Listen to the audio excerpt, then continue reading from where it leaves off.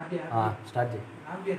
ప్రేమ కలిగిన మా పరలోకపు తండ్రి, కృపా సత్యము కలిగిన దేవుడా, సైన్యములకు అధిపతి యెహోవా, ఆరాధనలకు యోగ్యుడు, స్తుతులకు పాత్రుడు, కీర్తనీయుడైన దేవుడు, మహోన్నతుడు, సర్వోన్నతుడు, సకల సృష్టికి కారణభూతుడు, మీరు మమ్మల్ని ప్రేమించి మా కొరకై చనిపోయి సమాధి చేయబడి తిరిగి లేచిన సజీవుడైన యేసుక్రీస్తు వారి నామములో మరొకసారి మీ పరిశుద్ధమైన పాద సన్నిధి చేరవడానికి మమ్మల్ని దినం సజీవ లెక్కల నుంచి మా ఆశలు పొడిగించి మీ కృపాసన చెంత చేరి ఆత్మతో సత్యముతో ప్రార్థించడానికి, ప్రార్థనలు ఆలకించే దేవుని సన్నిధిలో మొరపెట్టడానికి, వేడుకొనుటకు, విజ్ఞాపన చేయుటకు ప్రభా నీ సన్నిధిలో నీ శరణను కోరుకోవడానికి మీరు తీసుకొచ్చినది కొందనాలు.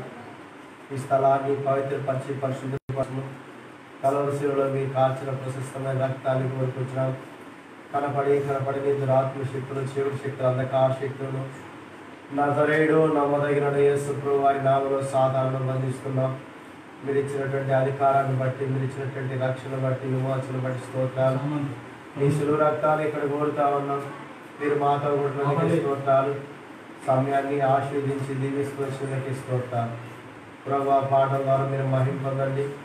నీ వాక్యం చేత మమ్మల్ని దర్శించము, నీ స్వరం మాకు వినిపించము, నీ చిత్తాన్ని జరిగించుకోవాల్సిందిగా నీ నామాన్ని హెచ్చిస్తున్నాం. సమయాన్ని ఆశ్చర్యకరంగా చేశారు. నమ్ముతూ కృతజ్ఞతాస్తుతిస్తూ మహిమ ఘనత ప్రభావాలు మీకు ఆరోపిస్తా ఉన్నాం. ఇంకా నీ చిత్తంలో ఏర్పాటు యవనస్తులు సమకూర్చుము. కాలాన్ని, సమయాన్ని, జీవితాన్ని అర్థం చేసుకోకుండా క్రీస్తుని విశ్వసించేవారుగా చేయండి. యవనస్తులు తప్పక తొట్టుతారు, అయితే యెహోవా కొరకు ఎదురు చూచేవారు నూతన బలం పొంది పక్షిరాజు వల్ల పైకి ఎగురుతాను రాగండి. సులువుగా చిక్కులు పెట్టి పాపలను తప్పించి విశ్వాసుల కర్త దాన్ని కొనసాగించి యేసు వైపు చూడడానికి ఈ లోకంలో నుంచి, పాపం నుంచి, శాపం నుంచి, అపవిత్రతల నుంచి కరుణ కలిగి దేవుడా, కనికరం కలిగి దేవుడా, మీరే పరిశుద్ధాత్మ దేవుడా ఆకర్షించి ఈ సన్నిధికి నడిపించి స్వరం వినిపించింది.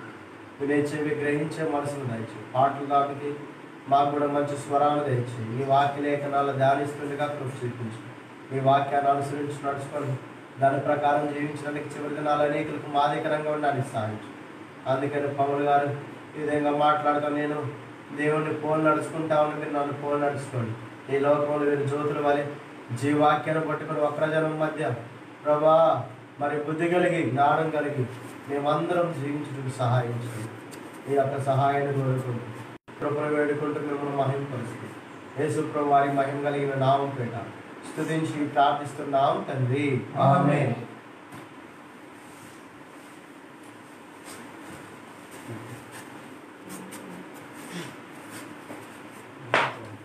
పాటలు పాడుకుందాం.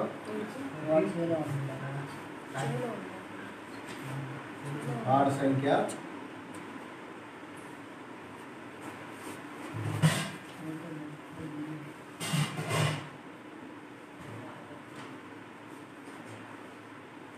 52.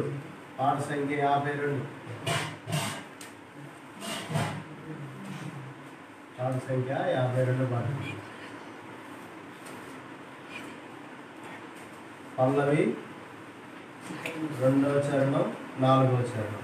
పాట సంఖ్య 52. పాటల పుస్తకంలో అందరూ ఇద్దరిద్దరు చూసి కలిసి పాడండి, శ్రద్ధగా పాడండి. పాటల పుస్తకాలు చేతులతో పెట్టుకోండి. ఇంకా ఉన్నాయి చూసి అక్కడ పాటల పుస్తకం ఉంది, దాన్ని కూడా తీసుకోండి. సెల్ఫ్లో పాటలు పుస్తకం ఎవరికి కావాలి, ఎవరికి లేదా వాళ్ళకి ఏంటి ఇద్దరిద్దరు చూడండి. కింద పాటి తీసుకురండి. యవనస్తుల పాటల పుస్తకం నుంచి 52వ పాట. పరమా జీవము నాకు నిలువా, తిరిగి లేచెను నాతోనుండా. పరమా జీవము నాకు నిలువా, తిరిగి లేచెను నాతోనుండా. నిరంతరము నడిపించును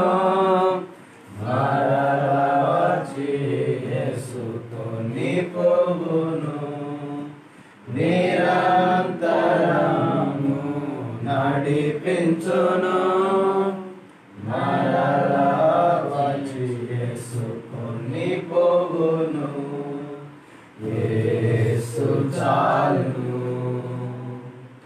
యేసు చాలును ఏ సమయమైనా ఏ స్థితికైనా నా జీవితములో యేసు చాలును సాతాను శోధన అధికమైన సొమ్మసిల్లక సాగి వెళ్ళెదను సాతాను శోధన అధికమైన సొమ్మసిల్లక సాగి వెళ్ళెదను లోకము శరీరము లాగినను లోబడక నేను వెళ్ళెదను లోకము శరీరము లాగినను లోబడక నేను వెళ్ళెదను యేసు చాలును యేసు చాలును ఏ సమయమైనా ఏ స్థితికైనా నా జీవితములో యేసు చాలును నరులెల్లరూ నన్ను విడచినను శరీరము కుళ్ళి కృషించినను నరులెల్లరూ నన్ను విడచినను శరీరము కుళ్ళి కృషించినను హరించిన ఐశ్వర్యము విరోధి వలె నన్ను విరచినను హరించిన ఐశ్వర్యము విరోధి వలె నన్ను విరచినను యేసు చాలును యేసు చాలును ఏ సమయమైనా ఏ స్థితికైనా నా జీవితములో యేసు చాలును పరమా జీవము నాకు నివ్వా తిరిగి లేచెను నాతో నుండా పరమా జీవము నాకు నివ్వా తిరిగి లేచెను నాతో నుండా నిరంతరము నడిపించును మరలా వచ్చి యేసుకొని పోవును నిరంతరము నడిపించును మరలా వచ్చి యేసుకొని పోవును యేసు చాలును యేసు చాలును ఏ సమయమైనా ఏ స్థితికైనా నా జీవితములో యేసు చాలును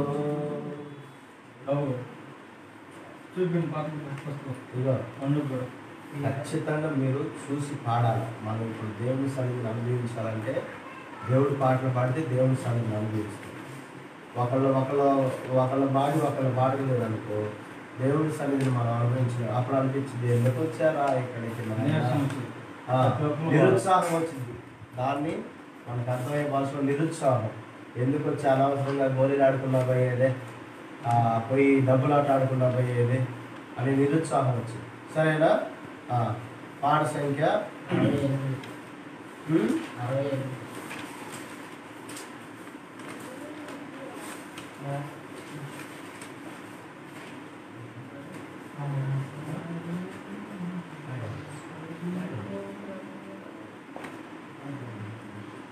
పాడు సంఖ్య 68.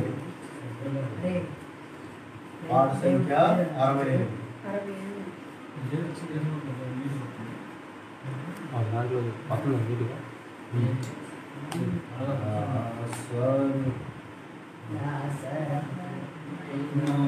ప్రభు అర్పించుకొందు నీకై అంగీకరించు నేడే నీ సేవ చేయుటకై అంగీకరించు నేడే నీ సేవ చేయుటకై సర్వమైన ప్రభు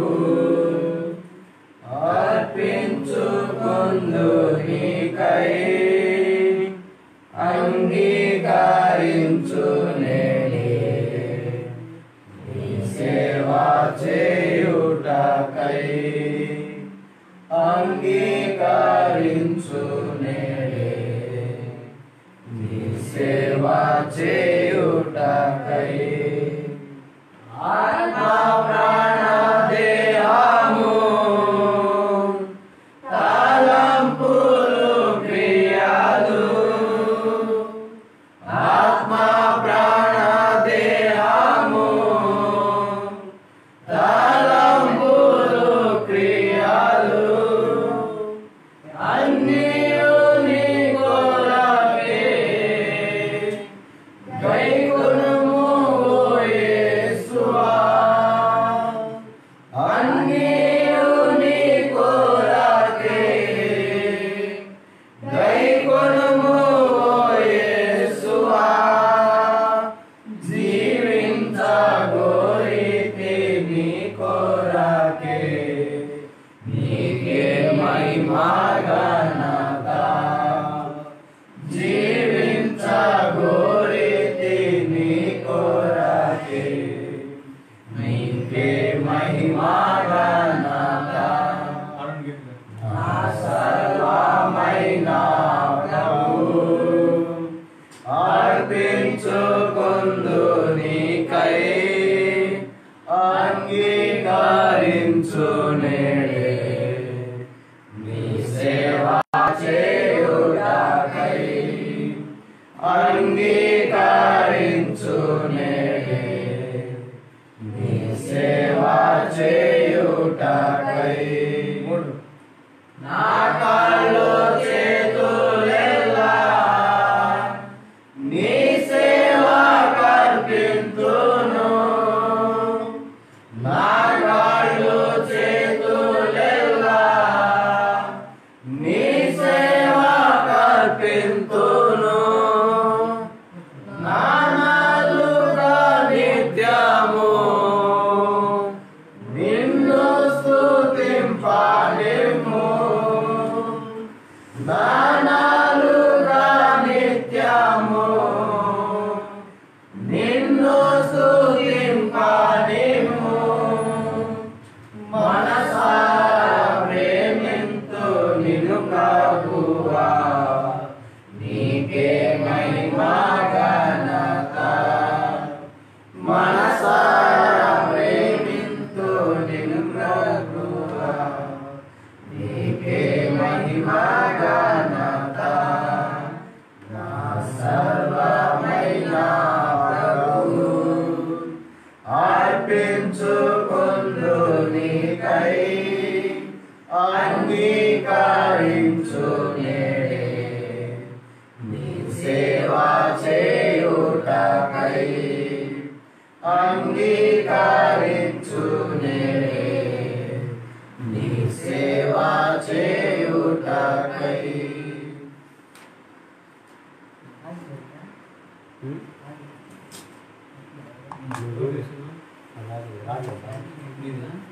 పాట సంఖ్య 71 పాట సంఖ్య 71 చూడు దీంట్లో రెండు కూడా బాగుంది రెండో చరణం కూడా బాగుంది పాట సంఖ్య 71 1-4 చరణం, 1వ చరణం 4వ చరణం. అందరం కలిసి పాడదాం.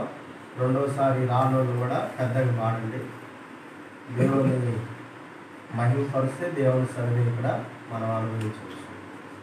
ఎవరు మౌనంగా ఉంటుంది, ఎట్లా మౌనంగా ఉంటే దేవుని సన్నిధి మనం అనుభవించాలి. పాట సంఖ్య 71 రావట్లేదా?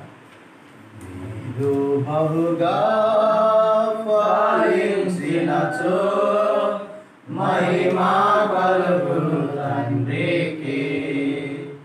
ఈ రీతిగా ఫలించినచో శిష్యులై ఉండేవారు. ఈ రీతిగా ఫలించినచో శిష్యులై ఉండేవారు. నీరు కట్టిన తోట వలె నీటి ఊట వలె నుండేదారు. నీరు కట్టిన తోట వలె నీటి ఊట వలె నుండేదారు. క్షేమములో తృప్తినిచ్చి క్షేమముగా మిమ్ము నడిపించును. క్షేమములో తృప్తినిచ్చి క్షేమముగా మిమ్ము నడిపించును. బలపరచును మీ ఎముకలను, బలపరచును మీ ఎముకలను. అధికముగా ఫలించుడి, అధికముగా ఫలించుడి. మీరు బహుగా ఫలించినచో మహిమ కలుగును తండ్రికి. ఈ రీతిగా ఫలించినచో శిష్యులై ఉండేదారు. ఈ రీతిగా ఫలించినచో శిష్యులై ఉండేదారు. పాడేదారు మూగవారు, గంతులు వేసరు కుంటివారు. పాడేదారు మూగవారు, గంతులు వేసరు కుంటివారు. పొగడేదారు ప్రజలెల్లరూ ప్రభుని ఆశ్చర్య కార్యములను. పొగడేదారు ప్రజలెల్లరూ ప్రభుని ఆశ్చర్య కార్యములను. మహిమ ఘనత చెల్లించుచు, మహిమ ఘనత చెల్లించుచు. హల్లెలూయా పాడేదారు, హల్లెలూయా పాడేదారు. మీరు బహుగా ఫలించినచో మహిమ కలుగును తండ్రికి. ఈ రీతిగా ఫలించినచో శిష్యులై ఉండేదారు. ఈ రీతిగా ఫలించినచో శిష్యులై ఉండేదారు.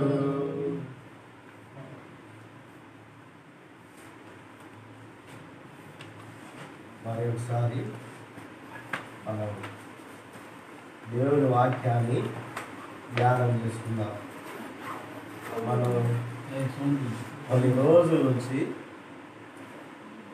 దేవుని యొక్క లేఖనాల్లో యవనస్తులు అయినటువంటి బిడ్డలు పరిశుద్ధ గ్రంథంలో ఉన్నటువంటి వారి యొక్క జీవితాన్ని ధ్యానం చేసుకుంటున్నాం. రాత్రి కూడా యాకోబుని గురించి మనం ధ్యానం చేసుకున్నాం. ఏంటి అంటే శ్రమల్లో ఉన్నటువంటి మనిషిని, బాధల్లో ఉన్నటువంటి మనిషిని దేవుడు విడిచిపెట్టలేదు. అందుకని దేవుడు అంటాడు, నీవు నా ఎద్దకు రా, నేను నీ ఎద్దకు వస్తాను. దేవుడు అంటాడు, నేను నీ తోడై ఉంటాను, నిన్ను పితరుల యొక్క స్వాస్థ్యమైన దేశంలోనికి నేను ప్రవేశించాను. అయితే ఉదయకాలం మన మిగిలినటువంటి యవనస్తుల గురించి మన వాక్యాన్ని ధ్యానం చేసుకున్నాం.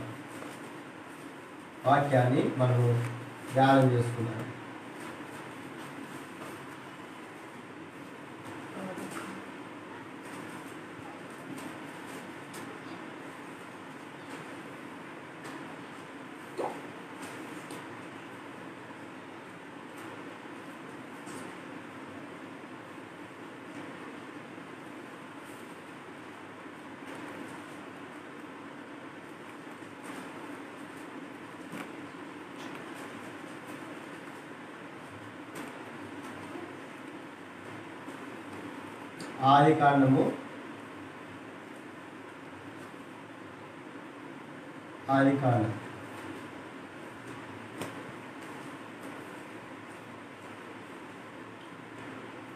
34వ అధ్యాయం.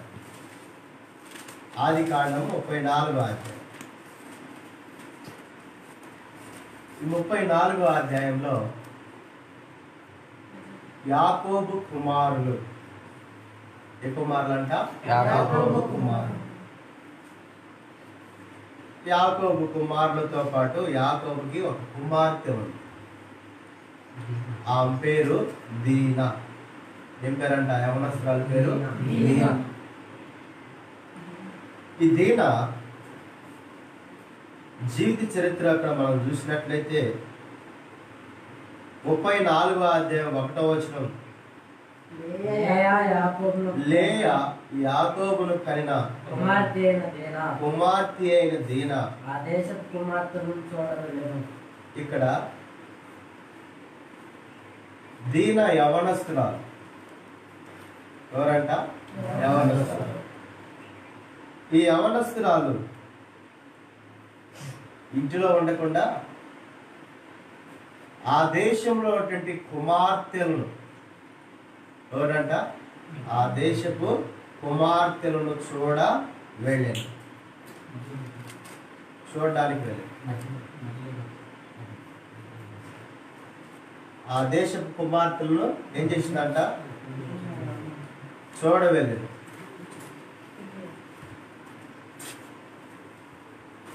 ఏంటి ఆ దేశం? ఆ దేశానికి వీళ్ళు ఎందుకు వెళ్ళారు? అక్కడ ఆగవలసినటువంటి అవసరం ఏంటి? చూడండి, ఇక్కడ రాయబడింది ఆదికాండం 33వ అధ్యాయంలో 17వ వచనం. అప్పుడు యాకోబు సుక్కోతుకు ప్రయాణమైపోయి తనకు ఒక ఇల్లు కట్టించుకొని తన పశువులకు ఆకలి వేయించెను. అందుచేత ఆ చోటికి సుక్కోతు అని పేరు పెట్టబడిను. ఈ సుక్కోతు అని పేరు పెట్టబడిను. దేవుడు యాకోబుతో ఒక నిబంధన చేసింది. ఏమని నిబంధన చేసినాడు? నేను అబ్రహాము దేవుడును, ఇస్సాకు దేవుడును, నేను నీకు తోడై ఉంటాను, నువ్వు నీ పితరుల దేశానికి నేను నిన్ను తీసుకెళ్తా అని దేవుడు వాగ్దానం చేస్తే, దేవుని వాగ్దానాన్ని విని బయలుదేరిండంట యాకోబు వాళ్ళ ఇంటికి. దేవుడు మాట్లాడుతాడు. చూడండి 31వ అధ్యాయము 3వ వచనం. అప్పుడు యెహోవా నీ పితరుల దేశమునకు నీ బంధువుల యొద్దకు తిరిగి వెళ్ళు, నేను నీకు తోడైందని యాకోబుతో చెప్పగా, యాకోబుతో దేవుడు చెప్పిండంట, ఇదిగో నీవు ఆ హారాల్లో ఉండొద్దు. హారాలు విగ్రహారాధనటువంటి గ్రామం, పట్టణం. తూర్పు దేశపు జనులు ఎట్లాంటి వారో రాత్రి మనం చూసుకున్నాం. ఈ తూర్పు దేశపు జనుల యొద్ద యాకోబు నివాసం చేయడానికి దేవుడు ఇష్టపడు. దేవుడు బయలుదేరి నేను నీతో వస్తా, ఇద్దరం వెళ్దాం పా మీ ఊరు అన్నాడు. దేవుడు చెప్పిన మాట ప్రకారం బయలుదేరింది, కానీ మధ్యలో ఒక స్టాప్ వేసింది. ఏంటిదంటే అది సుక్కోతు. ఆ సుక్కోతు దగ్గరికి వెళ్ళి ఇల్లు కట్టుకున్నాడంట. దేవుడు అక్కడ కట్టుకోమన్నాడు, ఇల్లు కట్టుకోమన్నాడు. వెళ్ళి అక్కడ ఇల్లు కట్టుకొని తనకు పుట్టినటువంటి ఆ 12 మంది మగపిల్లలు, తర్వాత ఒక కుమార్తె, 13 మంది సంతానం యాకోబు. సుక్కోతులోకి వెళ్ళి అక్కడ ఇల్లు కట్టుకొని పాకలు వేసుకొని పశువులకి అక్కడ నివాసము చేసి, తర్వాత ఏం జరిగిందంట? 19వ వచనం. మరియు అతడు తన గుడారములో వేసిన పొలము యొక్క భాగమును, మరియు అతడు తన గుడారం వేసిన పొలము యొక్క భాగమును షెకెము తండ్రి అయిన హమోరు కుమారుల యొక్క 100 వరహాలకు కొని అక్కడ ఒక బలిపీఠం కట్టించి దానికి ఎలోహీ ఇజ్రాయెల్ అని పేరు పెట్టాడు. యాకోబు గుడారాలు వేసిన పొలము యొక్క భాగము, ఏ ప్రాంతం నుంచి అయితే యాకోబు బయలుదేరిండో మధ్యలో షెకెము అనేటువంటి ఆ ప్రాంతంకి వెళ్ళిన తర్వాత ఆ ప్రజలతో సహవాసం కలిగి. అయితే వాళ్ళ తండ్రి ఆ ప్రజలతో సహవాసం ఉన్నప్పుడు ఏం పడేస్తుందట?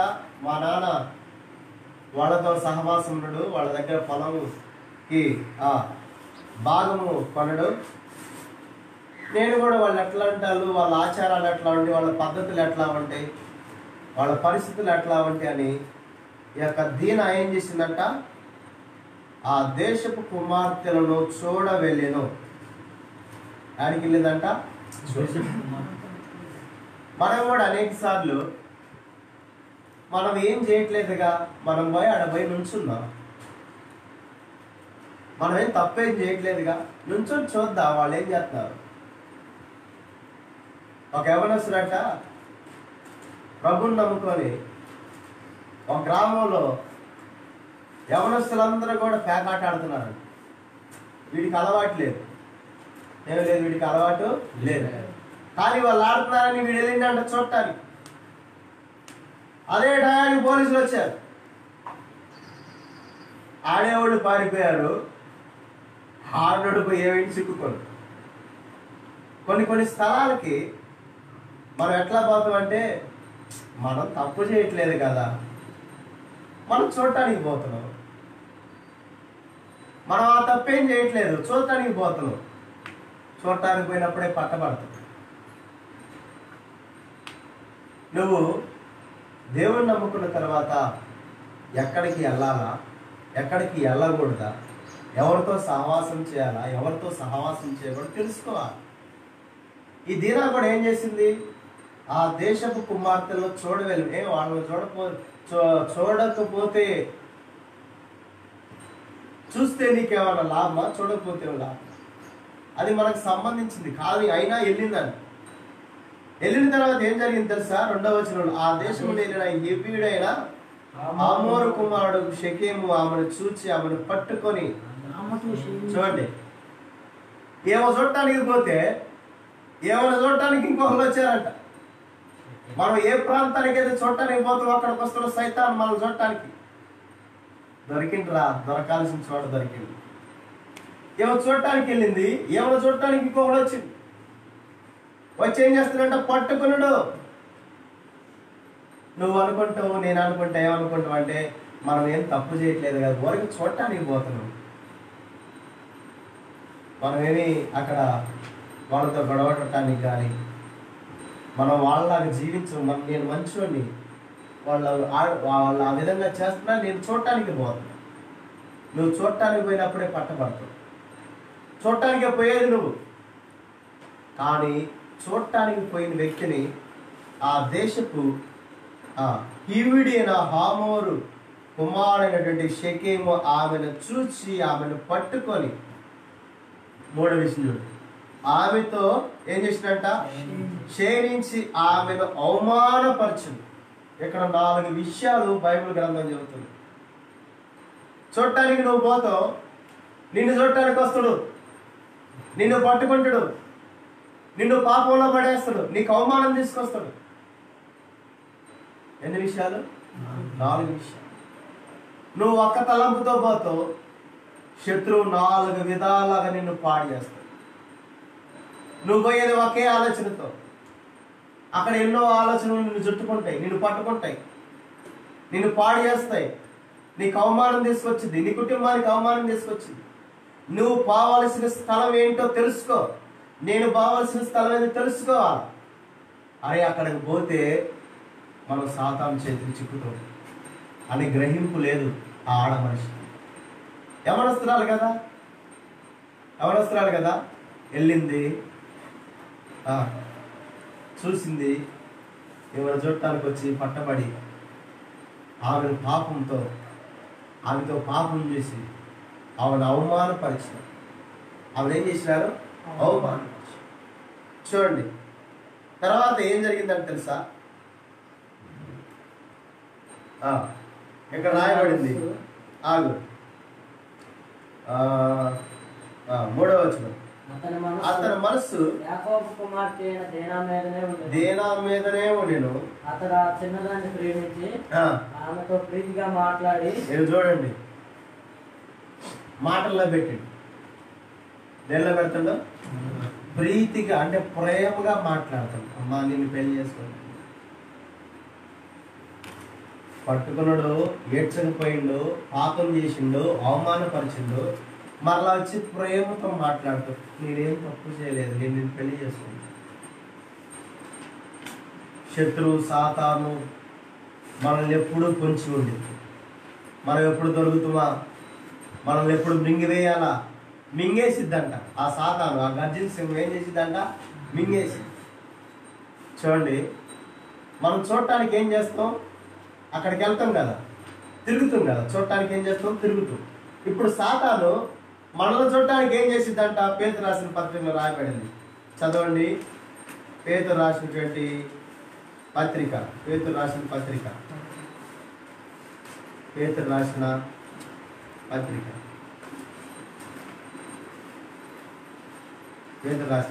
తీసారా? ఎవరంటే అతలో చదవండి. చూడండి 8వ వచనం, 5వ అధ్యాయం, మొదటి పేతురు రాసిన పత్రిక 5వ అధ్యాయం 8వ వచనం. నిర్భరమైన బుద్ధి గలవారమై ఉండు. చూడండి దేవుని వాక్యం ఏం చెబుతుంది? ఆ యవనస్తురాలకి ఏమి లేదంట? నిర్భరమైన బుద్ధి గలవారై. బుద్ధి లేని మనిషి, ఏం లేని మనిషి అంట? బుద్ధి లేని వాళ్ళని, జ్ఞానం లేని వాళ్ళని, తెలివి లేని వాళ్ళని సాతాను పట్టుకొని పాపంలో పడేసి అవమానపరిచి మాటల్లో పెట్టి మరలా స్వాధీనం చేసుకోవడానికి చూస్తాడు. జాగ్రత్త. ఈ కాలంలో యవనస్తులకి చాలా మందికి బుద్ధి లేదు. ఏం లేదు? బుద్ధి లేదు. ఆ బుద్ధి కలిగిన వాడు సాతాను చేతికి చిక్కడు. బుద్ధి ఉండాలంట, ఈ బుద్ధికి తగ్గట్టే ఉండాలంట, మెలకుగా ఉండి, మెలకుగా ఉండాలి. ఎందుకు? మనల్ని సాతాను పట్టుకునేటప్పుడు తప్పించుకోవడానికి బుద్ధి ఉండాలి. రెండోది ఏముండాలంట? మెలకు ఉండాలి. సాతానుడు అపవాది యవనస్తుల్ని, బుద్ధి లేని యవనస్తుల్ని. చూడండి సామెతల గ్రంథంలో ఒక మాట ఉంది. సామెతల గ్రంథం ఇప్పుడు మనం ఆ మాట చదువుకుంటే బహు చక్కగా అర్థమైంది దేవుడి వాక్యం.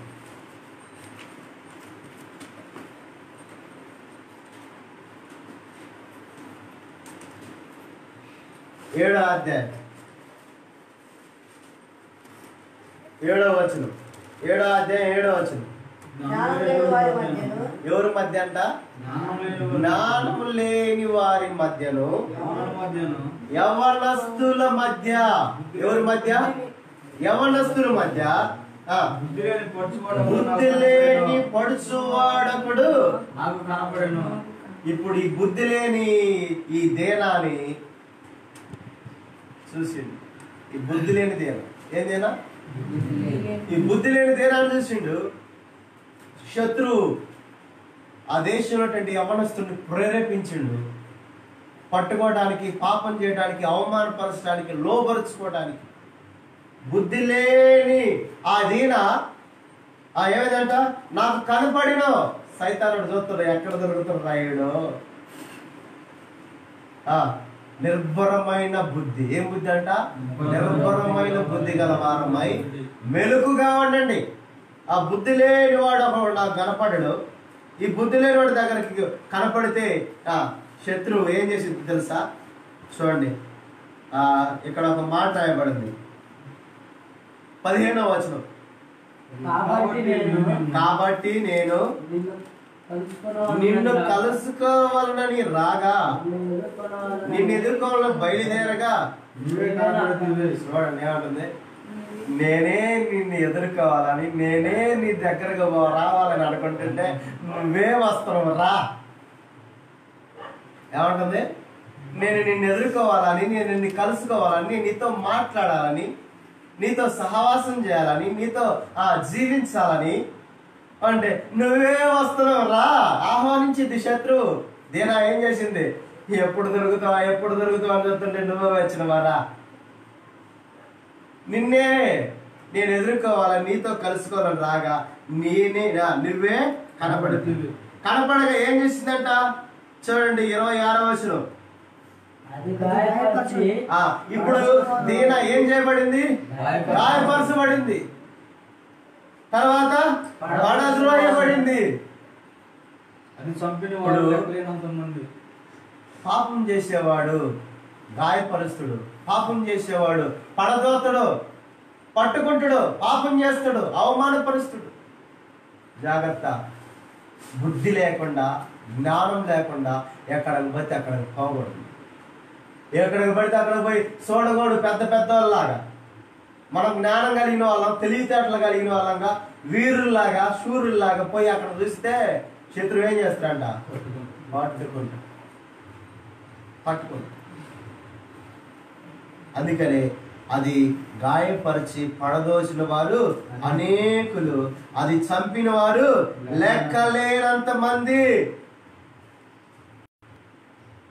శత్రువు మనం ఎప్పుడు దొరుకుతామా, ఎక్కడ చిక్కుతామా, ఎక్కడికి వస్తామా అని అది ఎదురు చూస్తా ఉంటే మనం పోయి దాని వల్ల పడుతున్నాం. జాగ్రత్త.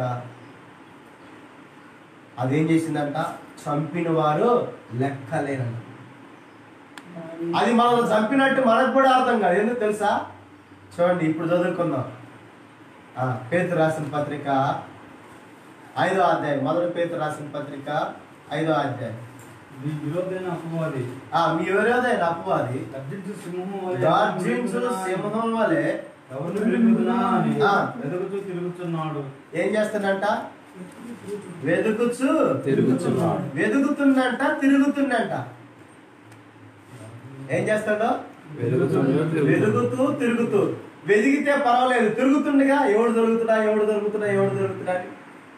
మనోర్లో యవనస్తులు ఏం చేస్తున్నారంట? అది వెతుకుతూ తిరుగుతుంటే వీడు తిరుగుతుండు పట్టుకోవడం. వీడు తిరుగుతుండు. అరే సాతాను ఈ ప్రాంతంలో ఉండిద్దే అని జ్ఞానం కానీ, బుద్ధి కానీ, మెలకువ కానీ మనకు లేదు కదా. ప్రభువుని మనం గుర్తెరగలేదు కదా. ప్రభు జ్ఞానం మనకు లేదు కదా. ప్రభు జ్ఞానం మనకుంటే మెలకువ ఉండి సాతాను చేతులు తప్పించుకోవచ్చు. మనం తప్పించుకోలేము. ఎందుకంటే మనకి బుద్ధి, జ్ఞానం లేదు. ఏం లేదు? బుద్ధి లేదు, జ్ఞానం లేదు. మూడోది మెలకువ లేదు. ఎటు నుంచి వచ్చి సాతాన్ని అటాక్ చేసిందో యవనస్తుడు తెలియదు. యవనస్తుడు కాబట్టి ఈరోజు దీనాలాగా నువ్వు కూడా చూడడానికి వెళ్తే నిన్ను చూడటానికి వచ్చింది, నిన్ను పట్టుకునేది, నిన్ను గాయపరిచింది, నిన్ను పడదోసింది, నిన్ను పాపంలో పడవేసింది, నిన్ను అవమానపరిచింది, ప్రీతిగా మాట్లాడింది. అది చంపిన వారు లెక్కలేనంత మంది. చంపిన వాళ్ళు ఎంతమంది అంట? లెక్కలేనంత.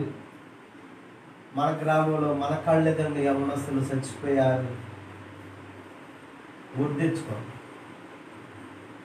వాళ్ళు కూడా సాతాను చిక్కారు, మింగేసింది. సాతానికి చిక్కడంలో ఏం చేసిందంట? మింగింది. మనల్ని కూడా మింగటానికి వెదుగుతూ తిరుగుతుందంట. మీరు తిరుగుతున్నారు జ్ఞానం లేకుండా, మీరు తిరుగుతున్నారు బుద్ధి లేకుండా, మీరు తిరుగుతున్నారు మెలకువ లేకుండా. జాగ్రత్త. అన్నే కదా, మరి మామయ్యే కదా, నా స్నేహితుడే కదా, నా క్లాస్మేటే కదా అని మీరు పోయి వాడితో పాటు శత్రువు చేతిలో చిక్కోదు. వెతుకుతూ తిరుగుతూ ఉంటారంట మృంగడానికి. తర్వాత చూడండి, ఈ విషయం యాకోబు తెలిస్తే యాకోబు యొక్క పరిస్థితి ఎట్లా ఉందంటే 34వ అధ్యాయం 5వ వచనం. తన కుమార్తెను అతడు చెరిపినని యాకోబు విని తన కుమారులు పశువులతో పొలంలో వారు వచ్చే వరకు ఓరెక్పెండెను. ఏం చేసినట్ట? ఓరెక్కి. ఇప్పుడు బుద్ధి లేని యవనస్తుడు, జ్ఞానం లేని యవనస్తుడు, మెలుకు లేని యవనస్తుడు తల్లిదండ్రులకి ఏం పుట్టిస్తాడంట? చూడండి, సామెతల గ్రంథం 10వ అధ్యాయం 2వ వచనం, 1వ వచనం, 10వ అధ్యాయం 2వ వచనం. జ్ఞానం గల కుమారుడు తండ్రిని సంతోషపరచును, బుద్ధి లేని కుమారుడు. ఇప్పుడు తల్లిదండ్రులకి మనం బాధ పుట్టిస్తాం. జ్ఞానం లేని కుమారుడు, బుద్ధి లేని కుమారుడు, మెలకువ లేని కుమారుడు, వాడు పడిపోయి పడద్రోయబడి అవమానపరచబడి పాపములో పడి సాతాను చేతులు చిక్కుకున్న తర్వాత ఇప్పుడు తల్లిదండ్రులు దుఃఖపడుతున్నారు. అమ్మా, మీ పిల్లలను దేవుడి సన్నిధికి పంపి అంటే, మా ఆవిడ పని తీసిపోతున్నా, పని తీసిపోతున్నా మా వాడిని. ఒకడు తల్లిని బతిమలాడా, డబ్బులు నేను పెట్టుకుంటా, తీసుకురా మాతో పాటు రమ్మను, తీసుకెళ్తామంటే వాడు రాడు అన్నది. అదే సంవత్సరం పోయింది పైకి. అడిగి సాతాను అదే సంవత్సరం వాడిని మృంగేసింది. ఆ సంవత్సరం వాడు వచ్చినట్లయితే ప్రభు వాక్యం వినేవాడు, మారు మనసు పొందేవాడు, బాప్తిసం తీసుకునేవాడు, దేవుడి గురించి తెలుసుకునేవాడు, కనీసం ప్రభుని గురించినటువంటి వినేవాడే. అదే సంవత్సరం వాడు మరణం అయిపోయింది. సాతాను చంపివేసింది, మృంగేసింది. జాగ్రత్త. నేను యవనస్తున్నా కదా, నాకు సావు రాదనుకోవటానికి లేదు. నేను యవనస్తున్నా కదా, నేను పడిపోతాను అంటానికి వీల్లేదు. నేను యవనస్తున్నా కదా, నాకేం జరగదు అనుకోవటానికి వీల్లేదు. సాతాను ప్రమాదం ఎటు నుంచి తీసుకొచ్చింది తెలియదు. చివరి దినాల్లో ఉన్నాం, అంత్య దినాల్లో ఉన్నాం, కడవరి దినాల్లో ఉన్నాం. బుద్ధి లేకుండా, జ్ఞానం లేకుండా, తెలివి లేకుండా, మెళకువ లేకుండా మనం ఎక్కడికి పడితే అక్కడికి వెళితే శత్రువు మనల్ని మృంగివేసి మన తల్లిదండ్రులు దుఃఖంలో అనమాట. ఇప్పుడు యాకోబు ఏం చేస్తున్నట్ట? దుఃఖపడతాడు. తన కూతురు జరిగినటువంటి ఆ బాధను చూసి తండ్రి ఏం చేస్తాడో దుఃఖపడతాడు. మన తల్లిదండ్రులు కూడా దుఃఖపడటం తప్పితే సంతోషించారు. తర్వాత ఏం జరిగింది తెలుసా? యాకోబు కుమారులు ఆ సంగతి విని పొలంలో నుండి వచ్చిరి.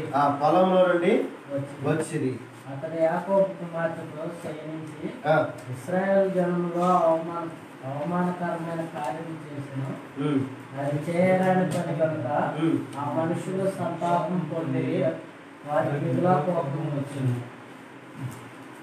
ఏమొచ్చిందంట? చేయరాని కార్యం.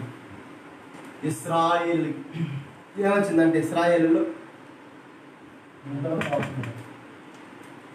ఇశ్రాయేలుకి ఏమొచ్చిందంట?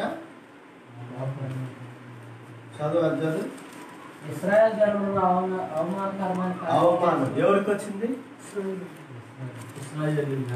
ఇశ్రాయేల్ యొక్క జనాంగానికి, ఇశ్రాయేల్ యొక్క కుటుంబానికి, యాకోబు కుటుంబం మొత్తానికి అవమానం. యాకోబు కుటుంబం మొత్తానికి నువ్వు చేసే తప్పు నీకు కాదు అవమానం, నీ కుటుంబం మొత్తానికి అవమానం. నీకు కాదు, నువ్వు అనుకుంటావు ఎవరొస్తుడుగా తెలియదు నీకు. మనం చేసే తప్పు మనకే, ఎవరైనా తప్పు జరిగితే నా మీదకి వచ్చింది అనుకోండి. కాదు, కుటుంబం మొత్తానికి వచ్చింది అవమానం.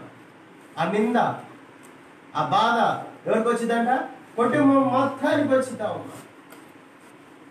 అందుకని జాగ్రత్తగా ఉండండి. తర్వాత ఆ యాకోబు కుమార్తె చేసిన తప్పుకి వాళ్ళ అన్నలు దొంగలు, నరహంతకులయ్యారు. ఎవరంట? అన్నలు దొంగలు, నరహంతకులయ్యారు. ఎట్లా అయ్యారు తెలుసా? 25వ వచనం. మూడో దినమున వాడు బాధపడుచుండగా యాకోబు కుమారులనిద్దరు అనగా దీనా సహోదరులైన సిమ్యోనును లేవియు తమ కత్తులు చేత పట్టుకొని ఎవరికి తెలియకుండా ఆ ఊరి మీద పడి ప్రతి పురుషుని చంపిరి. ఇప్పుడు అన్నలు ఏమయ్యారంట? నరహంతకులయ్యారు. దొంగతనంగా ఆ ఊర్లోకి పోయి ఆ ఊర్లో ఉన్నటువంటి ప్రతి పురుషుడిని చంపింది. తప్పు చేసింది ఎవరు? చెల్లి తప్పు చేసింది.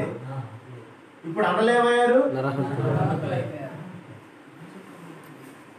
ఎక్కడికో పోతాం, గొడవ మనది, ఇంట్లో చూస్తుంది.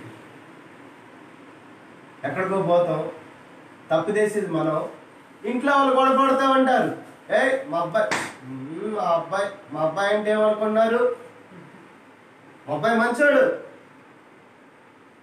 మీ అబ్బాయి మంచోడే. కానీ అక్కడికి పోయినాక సాతాను చేతిలో పడ్డాడు. వాడి ద్వారా అక్కడ కలవరం, దుఃఖం, అవమానం. ఇశ్రాయేల్ అంతటికి ఏమొచ్చిందంట? అవమానం. వీళ్ళు భరించి నాకేం చేశారంటే, మా చెల్లిని మీరు ఇట్లా చేస్తారని పోయి వాళ్ళ ఆ ఊర్లో ఉన్న వాళ్ళందరినీ కత్తుల చేత తీసుకొని చంపారు. ఈ ముగ్గురు ద్వారా తండ్రికి బహు దుఃఖం పుట్టింది. అందుకని ఏమంటుంది తెలుసా? ఇక్కడ రాయబడింది చూడండి, 27వ వచనం. తమ సహోదరుని చెరిపినందున యాకోబు కుమారులు చంపబడిన వారు ఉన్న చోటికి వచ్చి ఆ ఊరు దోచుకొని దొంగతనం చేశారంట. చంపడం కాకుండా వాళ్ళందరినీ ఏం చేస్తున్నారు? దోచుకోవటమే. దొరికినంత వాటికి దోచుకున్నారు. యాకోబు కుమార్తె ఇప్పుడు యాకోబుకి ఏం కలగజేశారంట? చూడండి 30వ వచనం.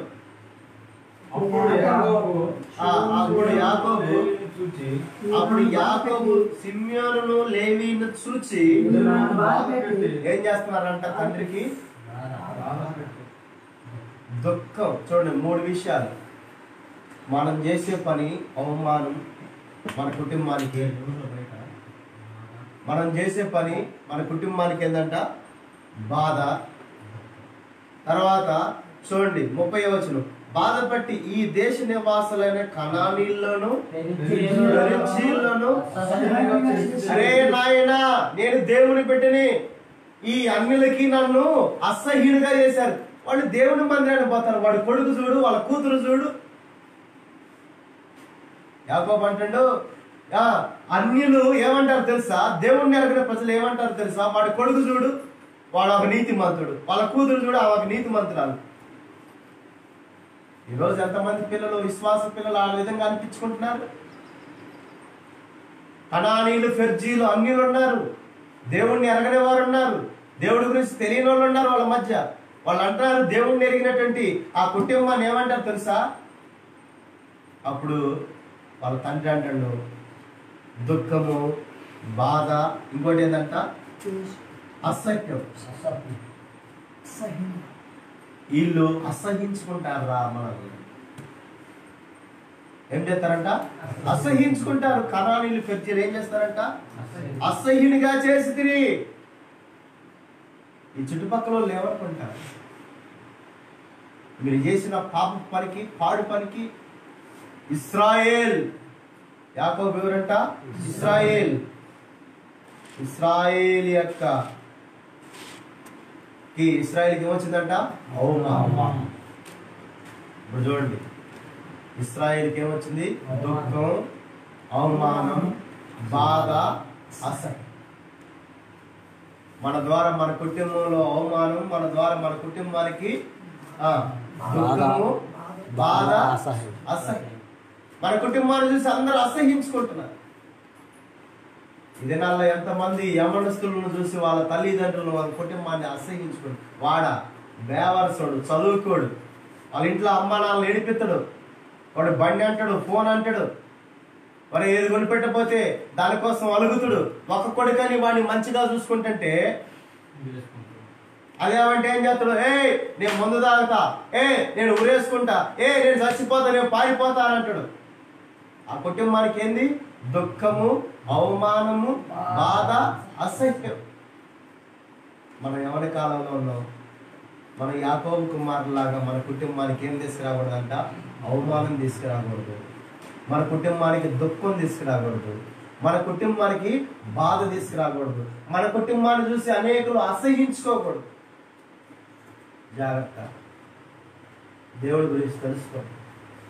సాతాను చేతికి చిక్కదు, పోతావు నువ్వు. కానీ అక్కడ నిన్నెవరు పట్టుకుంటారు? సాతాను. సాతాను ఏం చేసిద్దంట? గాయపరిచిద్ది, పడద్రోసిద్ది, అవమానపరిచిద్ది, పాపములో పడేసిద్ది, అవసరమైతే చంపిద్ది, మృంగేసిద్ది. మనం దేవుడిని నమ్ముకోలేదు, మనం మారు మనసు పొందలేదు, మనకు బాప్తీసం లేదు, ప్రభు రక్తం చేత మనం కడపబడలేదు, ఆ సిలువ శక్తిని మనం అనుభవించట్లేదు.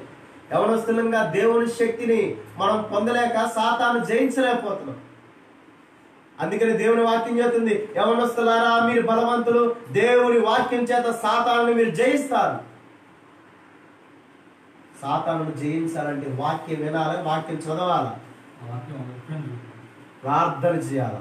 యోహాను సువార్త చూడండి, మనం ఎట్లా సాతాను జయించాలంటే వాక్యం. ఎందుకు మీకు వాక్యం ఇప్పుడు బోధించేదంటే మీరు సాతానుని జయించాలి. దేన్ని జయించాలా? సాతానుని జయించాలంటే ఏం చేయాలి? మొదటి యోహాను రాసిన పత్రిక 2వ అధ్యాయం, మొదటి యోహాను రాసినటువంటి పత్రిక 2వ అధ్యాయం చదవండి. 2వ అధ్యాయం 14వ అధ్యాయము 14వ వచనం చూడండి. ఏంటంటే చిన్న పిల్లలైనా పెద్దోళ్ళైనా దేని ద్వారా సాతాను జయిస్తారంట? చిన్న పిల్లలారా మీరు తండ్రిని ఎరిగి ఉన్నారు కనుక మీకు రాయిస్తున్నాను. ఎవరెవరు చెబుతారు ఇక్కడ? చిన్న పిల్లలకి, తండ్రులకి, మీరు ఆది నుండి ఉన్నవారికి ఎరిగి ఉన్నారు కనుక మీకు రాయిస్తున్నాను. ఇప్పుడు చదవండి, నాకప్పుడు చెప్పండి. యవ్వనస్తులారా మీరు బలవంతులు, దేవుని వాక్యము మీ యందు నిలుచుచున్నది, మీరు దుష్టుని జయించి ఉన్నారు కనుక మీకు వ్రాయిచున్నాను. ఏందంట? దుష్టుని మీరు జయించాలంటే ఏం చేయాలంట? దేవుని వాక్యం మీ యందు ఉండాలి. మన దగ్గర ఏముండాలంట? FZ, IZ, EZ బండ్లుంటే సాతాను జయించలేము. రియల్మీ, రెడ్మీ, వివో, సామ్సంగ్ ఫోన్లు ఉంటే సాతాను జయించలేము. ఫేస్బుక్, వాట్సాప్, మెసెంజర్లు ఉంటే సాతాను జయించలేము. గూగుల్ పే, ఫోన్ పే ఉంటే సాతాను జయించలేము. పేటిఎం ఉంటే సాతాను జయించలేము. ఎవరు అంటారు? డబ్బుంటే దేన్ని ఏం చేయొచ్చు? దేనిని జయించు. ఈ లోకాన్ని నువ్వు జయించాలంటే, సాతాను నువ్వు జయించాలంటే వాక్యం ఉండాలి. ఏం చేయాలంటే వాక్యం ఉండాలి. వాక్యం నీ దగ్గర ఉండాలంటే వాక్యాన్ని నువ్వేం చేయాలా? చూడండి, చదవండి. వాక్యాన్ని నువ్వేం చేయాలి?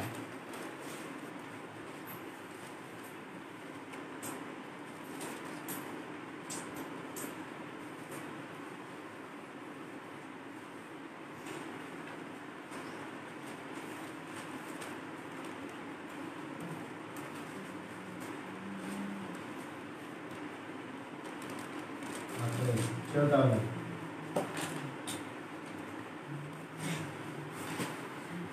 ఫిలిప్పీలకు రాసిన పత్రిక. వాక్యం మన దగ్గర ఉండాలంటే మనం ఏం చేయాలి? వాక్యాన్ని. ఫిలిప్పీలకు రాసిన పత్రిక 2వ అధ్యాయం 14వ వచనం 15వ వచనం. మీరు మూర్ఖమైన జనం మధ్య, ఏ జనం ఉండాలంటే మన మధ్య? మూర్ఖులు. ఈ జనం ఏ జనం? మూర్ఖపు జనం. ఏం జనం అంట? మూర్ఖపు జనం మధ్య ఏ జనం? నిరపరాధులను, నిష్కలంకులను, అనిందులునై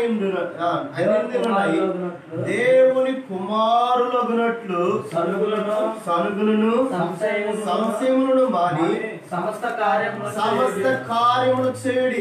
ఈ ఒక్కర జనం మధ్య దేవుడి కుమారుల్లాగా మనం ఎట్లా ఉండాలంటే దాని తర్వాత వాక్యం చదువు. పట్టుకో. సాతాన్ని జయించాలంటే వక్ర జనం మధ్య, అన్ని జనుల మధ్య, లోకస్తుల మధ్య యవ్వన కాలంలో మనం ఏం పట్టుకోవాలంట? నువ్వు వాక్యం నీ దగ్గర ఉండాలంటే జీవవాక్యం పట్టుకో. లోకముందు ఏం పట్టుకోవాలి? సాతాను జయించాలంటే వక్ర జనం మధ్య, అన్ని జనుల మధ్య, అవిశ్వాసుల మధ్య, లోకస్తుల మధ్య, ఓ యవనస్తుడు నువ్వేం పట్టుకోవాలా? జీవవాక్యాన్ని పట్టుకో. ఈ వాక్యం ఏం చేస్తుంది? చాలా ప్రాణ, ఆత్మ, దేహ మూలుగులను విభజిస్తుంది. మన పాపాన్ని మనకు చూపిస్తుంది. ఈ వాక్యము సత్యం వంటిది, అగ్ని వంటిది, అద్దం వంటిది. ఎట్లాంటిదంట? ఈ వాక్యాన్ని నువ్వు పట్టుకుంటే, ఈ జీవాక్యాన్ని నువ్వు పట్టుకొని ఏం చేయాలంట? చేత పట్టుకొని లోకమందు జ్యోతుల వలె కనబడుచున్నారు. ఈ వాక్యాన్ని ఎవడైతే పట్టుకుంటాడో స్టార్ వాడు. ఎవడాడు? స్టార్. దేవుడు చెబుతాడు, నువ్వు దేవుని వాక్యాన్ని, దేవుని జీవ వాక్యాన్ని పట్టుకుంటే నువ్వు స్టార్ అయిపో. ఏ స్టారు? సినిమా హీరోల గురించి చెప్పే ఆ స్టార్ కాదంట. మరి ఏ స్టార్ అయితే నువ్వు? దానియేలు గ్రంథం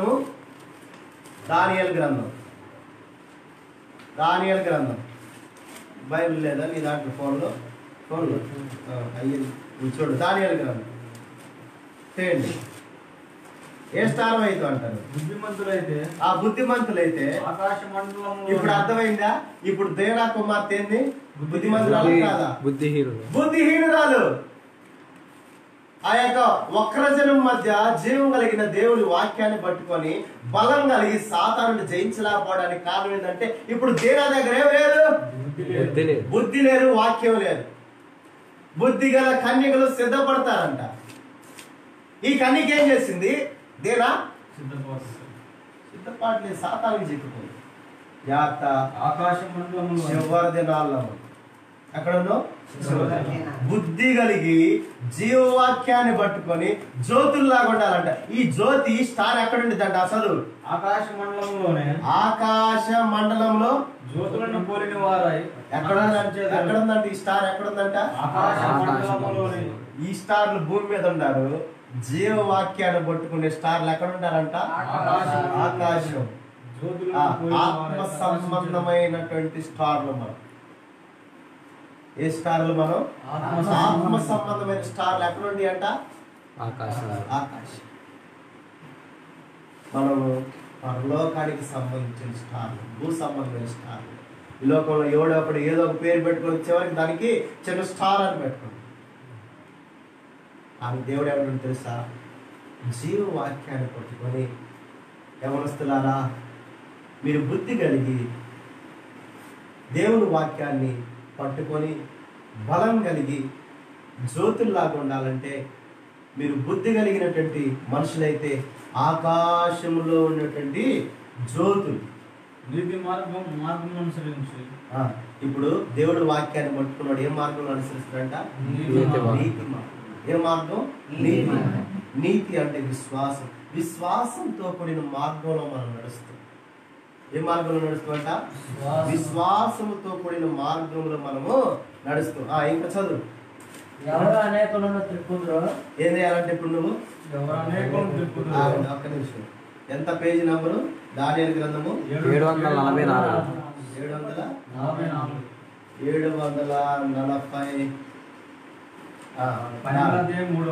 చూడండి ఏం రాయబడుతుంది? ఎవరు అనేకులను త్రిప్పుదురో వారు నక్షత్రము వలె నిరంతరం ప్రకాశించెదరు. ఏంటంట? నక్షత్రం వలె అనేక స్టార్ అంట నిరంతరం ఉంది. ఎప్పటి వరకు? నిరంతరం. ఈ లోకంలో ఉన్న స్టార్ వాడు చచ్చిపోతే ఇక ఖాళీ, వాడికి స్టార్ లేదు. అరే సూపర్ స్టార్ ఏమంటారు అంటే పోయిండు, వాడికి పైకి పోయిండు. ఇక ఏమంటాడు సూపర్ స్టార్? ఇక ఈ స్టార్లని ఏమైతే కొంతకాలానికి వెలగవు, ఆరిపోతాయి. కానీ యవనస్తులైనటువంటి మనము, మన స్టార్లు ఎప్పటి వరకు ఉంటాయి అంట? నిరంతరం ప్రకాశించుదరు. ఇప్పుడు నిత్యంలో, నిత్యత్వంలో దేవునితో ఎల్లప్పుడూ ఆ మహిమా స్వరూపైన దేవుని ప్రకాశవంతమైనటువంటి ఆ తేజస్సులో, అమరత్వంలో, ప్రభు యొక్క ఆ మహోన్నతమైనటువంటి రాజ్యంలో, ఆ దేవుని రాజ్యంలో మనం నిరంతరం ప్రకాశిస్తూ ఉంటాం. మనం దేవుడి దగ్గర ఎట్లా ఉంటామంట? పెద్ద జ్యోతులాగా, స్టార్ లాగా ఉంటామంట. దేవుడు ప్రకాశిస్తూ ఉంటాడు. ఆ ప్రకాశించే ఆ సింహాసనం మీద మనం కూడా, మనకు కూడా ఉంది స్థానం. నువ్వు కూడా దేవుడితో కూర్చోవాలని, దేవుడు ప్రకాశించినట్లుగా, దేవుడు వెలుగుతో నింపబడినట్లుగా నువ్వు కూడా వెలుగుతో నింపబడాలని దేవుడు కోరుకుంటావు.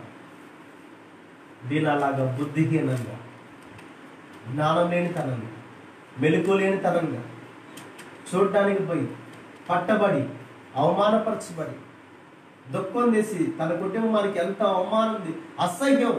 వాడు ఎందుకురా, వాడి కొడుకు ఎందుకురా, వాడు మంచోడు కాదు, వాడు బతుకెందుకు, తినటం తిరగటం, వాళ్ళ తల్లిదండ్రులు బాధ పెట్టడం అనిపించుకోవడం మనకు అంత అవసరమా? అదే ప్రభు నమ్ముకుంటే ప్రభు మనకు జ్ఞానం ఇస్తాడు, బుద్ధి ఇస్తాడు, తెలివిస్తాడు.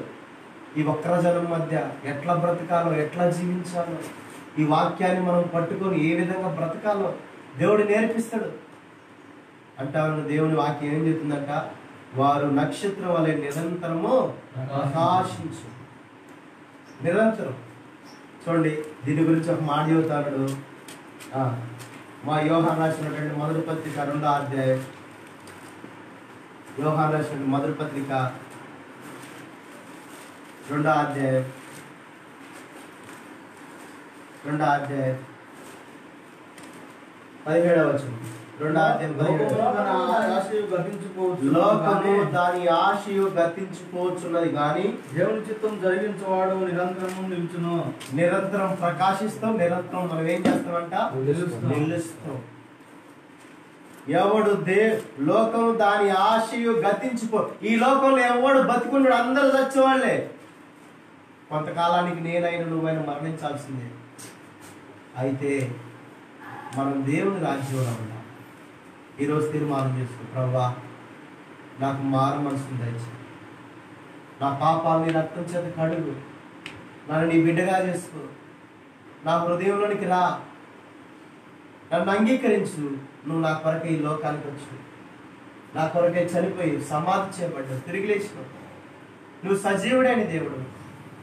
నీ యొక్క రక్తం నా కొరకై చిందించు, నా కొరకై, నేను చేసిన పాపాల కొరకై, నా తలంపులు, ఆలోచనలు, మాట, ప్రవర్తన, నడక, పడక, అన్ని విషయాల్లో నిన్ను దుఃఖపెట్టి, బాధపెట్టి సిలువేసినటువంటి వాడు. నిన్నెందుకు సిలువేశారు తెలుసా? నేను నీ బిడ్డన కనుక నాకు బదులు తండ్రి నువ్వు సులువు మీద వేలాడుతూ వచ్చింది. నన్ను నిరంతరం నిలిచి ఉండాలని, నేను నిరంతరం నేను ప్రకాశించాలని, సాతాను నేను జయించాలని, సాతాను మీద విజయం పొందాలని బుద్ధి, జ్ఞానము, తెలివి, మెలకువ నాకు అనుగ్రహించయ్యా, నన్ను కూడా నీ బిడ్డగా చేస్తూ. ఈ లోకం గతించిపోయిద్దంట, దాని ఆశలు గతించిపోతాయి. ఈ భూమి ఆకాశం మనకు కనపడేవి కొంతకాలానికి ఉండవు. ప్రభు రాకడ ఆలస్యమైతే ఒంటి అనుకుంటున్నారేమో, లేదు. దేవుడు చెబుతాడు, పాతవి గతించును, నూతన భూమి నూతన ఆకాశం దేవుడు చేయబోతాడు. గ్రహించుకోండి. ఇప్పటికైనా మారమనుకోండి. ప్రభువా, నేను నీతో నిలిచి ఉన్నాను, నేను నిరంతరం ప్రకాశించాను, నీ వాక్యాన్ని నేను పట్టుకోవాలి, జ్యోతిలాగా ఉండాలి, ఆకాశంలో ఉండే స్టార్ లాగా ఉండాలి. నన్ను ఆ విధంగా చేయాలి. నన్ను నీ బిడ్డగా చేసుకో. యవన కాలంలో నన్ను కూడా బలంగా వాడుకో. నీ బిడ్డగా, ప్రార్థనాపరుడుగా, పరిశుద్ధుడిగా, విశ్వాసిగా, మంచి ప్రవర్తన కలిగిన వాడిగా, అనేకులకి మాదిరికరంగా, ఆశీర్వాదకరంగా నడుచు. నా తల్లిదండ్రులు నన్ను చూసి నా కుటుంబాన్ని ఇతరులు అసహించుకోకుండా, ప్రభా, ఆ దీనాన చేసిన తప్పుకి, యాకోబు చేసినటువంటి ఆ యవనస్తులైనటువంటి కొడుకులు సిమ్యోను లేవ చేసిన తప్పుకి వాళ్ళ తల్లిదండ్రులు అంటాడు యాకోబు, అరే నన్ను అసహ్యంగా చేసి తిరిగాడు. ఏం చేశారంట? జాగ్రత్త. మనల్ని బట్టి మన తల్లిదండ్రులకి చెడ్డ పేరు ఎప్పుడు తెచ్చుకోవాలి. నువ్వు దేవుని బిడ్డగా మారితే వాళ్ళే మారుతారు, వాళ్ళు కూడా మారమలుచుకుంటారు, వాళ్ళు దేవుని పిలుస్తారు.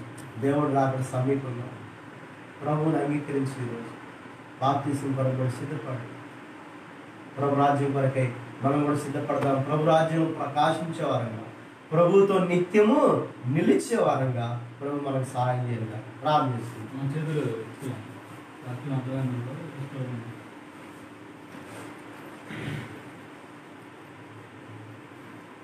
కళ్ళు మూసుకోండి.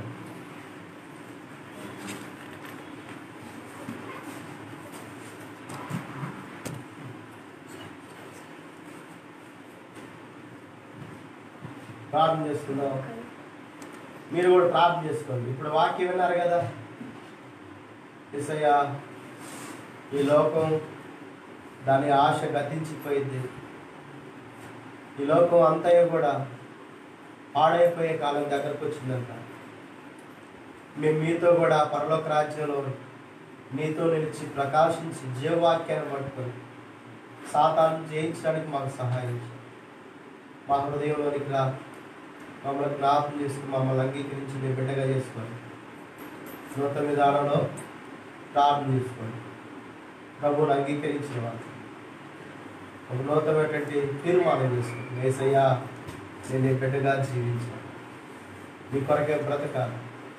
దీన చూడటానికి వెళ్ళి సాతాను చేత పట్టబడింది. నేను కూడా అనేకసార్లు నీ సన్నిధిని విడిచి వెళ్ళి సాతాను చేత పట్టబడి నాకు, నా కుటుంబానికి అవమానం తెచ్చుకునేవాడిగా ఉంటుంది. గాయాలు, పడద్రోయకోట, దుఃఖము, బాధ. సాతాను తిరుగుతాడంట మనుషులను దిగటానికి. వాడిని చేతిలో నుంచి తప్పించాలి. ప్రభు సన్నిధిలో వేడుకొని ప్రార్థిస్తుంది. దయగలిగిన తండ్రి, జీవం కలిగిన మా దేవ, ఆరాధనలకి ఒకటి సూర్యుడు పాత్రని పొందినారు. మేము కూడా బుద్ధి కలిగి, జ్ఞానం కలిగి, మెలకువ కలిగి ఉండడానికి సహాయం చేయండి. దీనాలాగా అవమానము, దుఃఖము, బాధ, అసహ్యము కలిగి మా యొక్క జీవితాలని, కుటుంబాలకి పాడు చేయకుండా మాకు బుద్ధిని అనుగ్రహించింది. జీవం కలిగిన వాక్యాన్ని పట్టుకొని బలవంతులమై, ఆకాశమందు జ్యోతులమై, నిత్యం నీ సన్నిధిలో ప్రకాశించి నిలిచేవారుగా చేశారు. కృతజ్ఞతాస్తుతులు మాకు ఇచ్చిన అవకాశాన్ని బట్టి సిద్ధిస్తుంది. యవనస్తుల్లో కూడా శిలువ కార్యం జరిగించారు. నమ్ముతూ రాకడ కొరకు సిద్ధపరిచారండి. మహిమ, ఘనత, ప్రభావాలు మీకు చెల్లిస్తూ యేసు ప్రభువు వారి నామం పేట స్తుతించి ప్రార్థిస్తున్నాం తండ్రి. ఆమేన్.